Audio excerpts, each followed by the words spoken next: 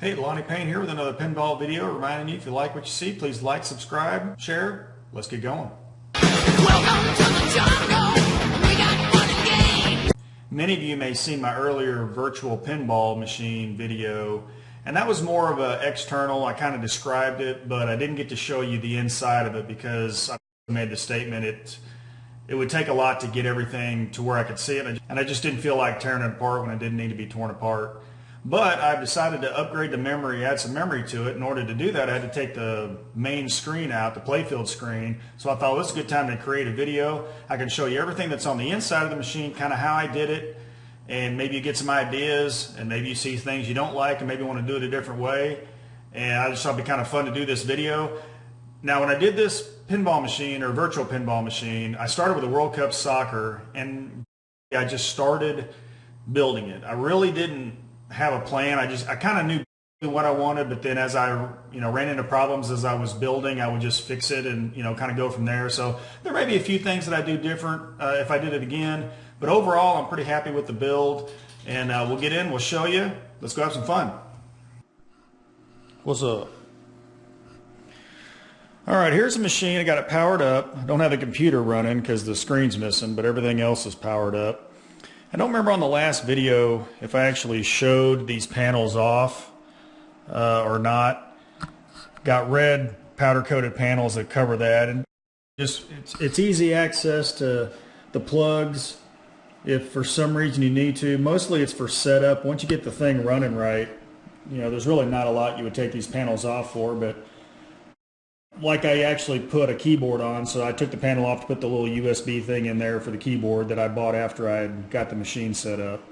But it's just easy access for the plugs if you need to get to it for some reason. But obviously the hole is not big enough to actually take the computer out, so that's why I had to go through the process of taking the screen out to get the computer to where I could actually put the new memory in.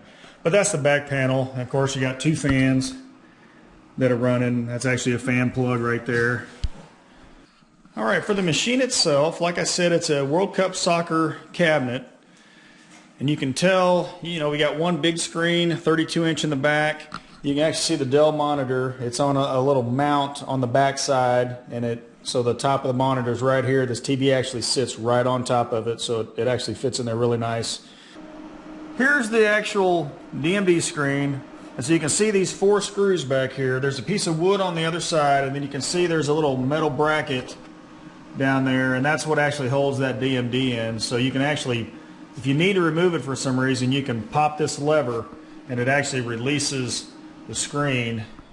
I know it's kind of probably hard to see in there. There's a kind of a good shot of it. So you can remove that lever and it actually pops. It's kind of a quick release deal. And so that's how you get this screen actually out if you need to. But you can kind of see it hangs down the bottom. And actually, because this is permanently bolted, I don't have the hinge even on the machine because I don't transport it or anything. If I'm going to transport it, you would actually take that bottom screen out and then pull the top completely off and just put them as two pieces. Computer here, I built a little shelf for it that went on top of the playfield supports. I'm going to put the new memory in, but that's where this is at. But because it's a real pinball cabinet, I actually used the normal wiring that comes into the box. So there's a real switch on the bottom, and there's a little plug on the top, and that plug goes to the surge protector power supply. So everything else then is connected to that. So when you turn the power on with one switch, everything powers up. For sound, it's got this, I don't know, that's a Lepi or whatever, but it's a 2-channel with a subwoofer. And originally I had a woofer in the cabinet. I really wasn't happy with the sound, so I hooked it up to an external sub, and it makes a world of difference. And the reason I have the secondary power supply here is I ran out of 12-volt plugs up here, and I really couldn't find an adapter for any of the remaining 12-volt wires. And I could have cut them, spliced them, but I just decided I had this power supply, so I just hooked it up and made it to where it turns on with the rest of the computer, and it takes my 12-volt through, runs the the video card. So I mean, you can get away with probably rewiring it if you want, but it works for me, and I had it laying around and didn't have to rewire the PC any. Okay, this is the Virtual Pin controller by Virtual Pin, and I'll put the link in the comments under the video. But this is basically kind of the brains of it. It has all the inputs for the wiring, and then it also has this variable plunger right here. So the way this works is there's a little sensor inside this tube, and it's hooked to that controller. So this is a special tip that's put on there, so it knows how far you pull back, and so it can actually you can actually like skill plunge with this. So that's pretty cool. So I bought those two as a combo kit. They work great, but it also has a little gyro sensor in it, so you can actually nudge the cabinet and it will affect the gameplay. So that's pretty cool. And I know the wiring's a little bit of a mess, but I cleaned it up a little bit, but it is what it is. And like I said, I kind of built it as I went. And also I forgot to show you, under the computer, it's sitting on foam. And that way if you do nudge it or anything like that, there's a little bit of give, so it's not a rigid, when you shove the machine, if you do that, it's not, there's a little bit of give to it. And even though it's a solid state drive, that just kind of helps, protect everything. But all the switches and everything are all real pinball switches, just wired to the controller. And that's a real coin door, and so all the wires from the coin door feed into the controller. And then once you get in this software, you can assign each one of them buttons. And so we got two buttons on each side. Also got one button in the center. You may have seen from the previous video. It's on the lockdown bar. It's a select table and fire. I just had to mount a switch. Of course, you got to protect it. The powder coating protects it from the metal, but I went ahead and put the fish paper down just to make sure everything was protected. Once again, ran that to the controller, so everything, you program it all and you have full features of the game. Now this right here was a kind of an interesting thing. I don't know if any of y'all have used Vizio TVs, but they won't turn on, or at least mine won't turn on. I know a lot of them won't turn on when you turn the power on, so you're always having to grab the remote and turn the TV on. I'm like, that's not going to work. I got to come up with something. So what this is this is a delay. And so on the TV, these two wires right here were the power button on the TV. So when you turn the machine on, the TV's powered, but it doesn't come on. So what happens is this thing is delayed for a couple seconds, so I've got power running to it. And then, of course, these are the other two wires that plug in to that monitor. So when you turn the machine on, it waits for a couple seconds and then sends a power pulse. So what it's doing is it's simulating pushing the power button on the TV. So you turn the whole machine on, a couple seconds after that, virtually push the power button, the bottom TV or playfield TV comes on, the whole thing boots up, you never have to touch anything. And so I'll kind of show you, the blue light means it's active. So I'll turn the power off here, and I'll actually turn the light off here. So you'll see when you turn the machine on, that light's not on. And after a couple seconds, you hear this little solenoid click. It just turned the power on the TV. So that's something that might be useful to some of you guys that have a TV that does that. Those things are on eBay for like $2. I actually have a whole box of them because I use them for mods and stuff. So pretty cool little thing. And they have some that have different kinds of features, but that's just a basic, normally closed, normally open. You just wire which side you want. And there's a little screw. I think it's 0 to 10 seconds. So you can just do a couple seconds, just test it and do what you want. Oh, and one other thing, I know, a lot of people have different buttons on. I've got a start button here.